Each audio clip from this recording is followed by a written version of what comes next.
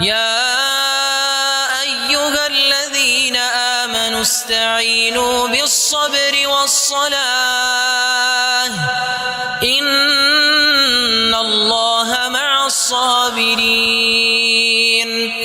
ولا تقولوا لمن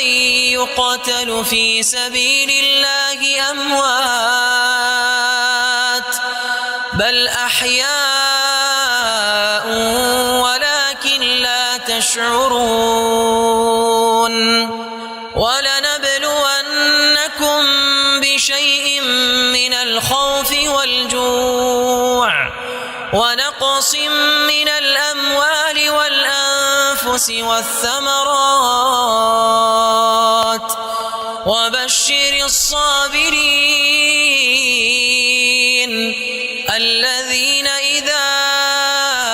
أصابتهم مصيبة قالوا إنا لله وإنا إليه راجعون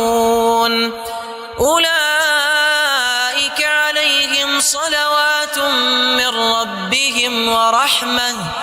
وأولئك هم المهتدون إن الصفا والمروة من